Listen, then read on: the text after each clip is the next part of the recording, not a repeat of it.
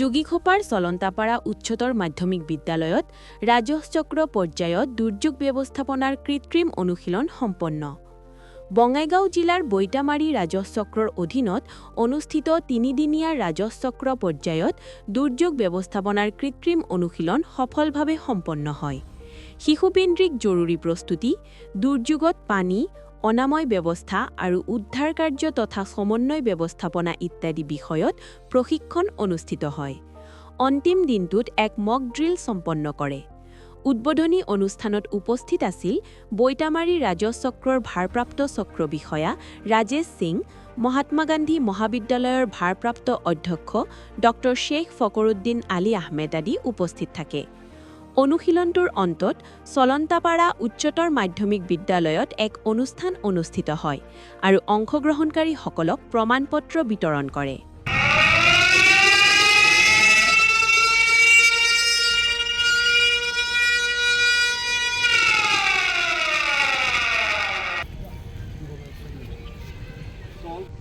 আমাৰ সাৰ্কেল অফিচৰ যিগৰাকী মণ্ডল তেখেতে মোক ফোন কৰিছে। তেখেতে কৈছে যে 8জনমান মানুহ এতিয়া ফচি আছে, মেৰুণ্ড হৈ আছে আৰু 2জনমান মানুহ বৰ বেয়াকৈ ইঞ্জুৰি হৈ আছে। চ' আপোনালোকে কাইণ্ডলি এতিয়া ধুনীয়াকৈ যাওক, তাতে সোনকালে যাওক, গৈ মেলি গোটেইখিনি ৰেস্কিউ অপাৰেশ্যন ষ্টাৰ্ট কৰক আৰু কেনেকৈ কি হয় গোটেইখিনি টাইম টু টাইম আপডেট মোক দি থাকক। SDRFৰ মানুহ আৰু fire and emergency service kindly proceed as early as possible. ঠিক আছে? Civil defense, please do your best and save as much as possible lives. You team আৰু এটা মেডিকেল টিম তাতে সোনকালে পঠিয়াই along with the doctor and the paramedics তাতে tries কৰক, তাতে ডায়াগনোজ কৰক যিবোৰ মানুহ বেয়াকৈ ফচি আছে তেওঁলোকক যাতে হস্পিটেল আৰু ৰিলিফ কেম্পলৈ অনাৰ ব্যৱস্থা কৰিব পাৰে। SDRF has moved to the incident site.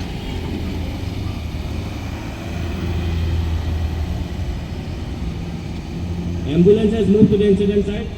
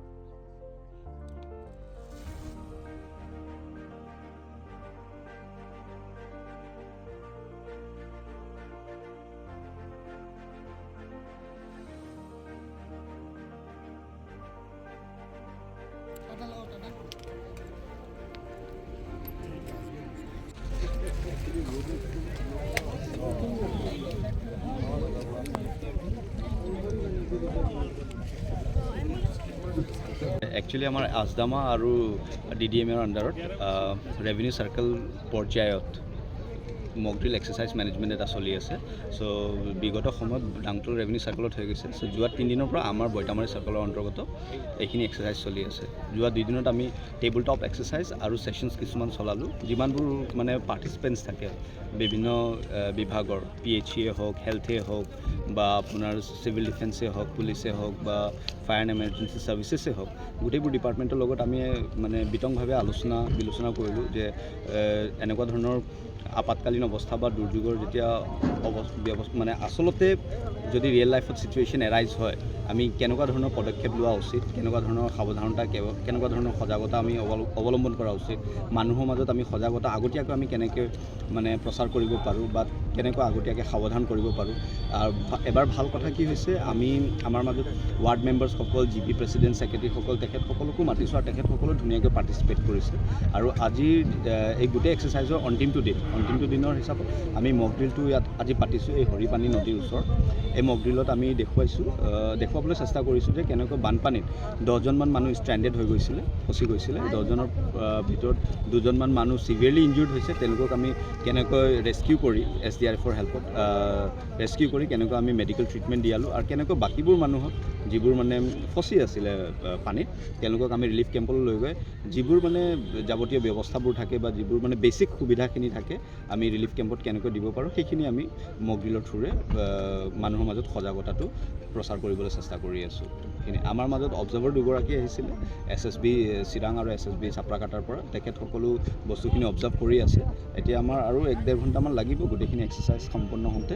চাওঁচোন, গোটেইখিনি বস্তু এতিয়ালৈ ভালেই হৈছে আৰু ভাল হ'ব লাগে।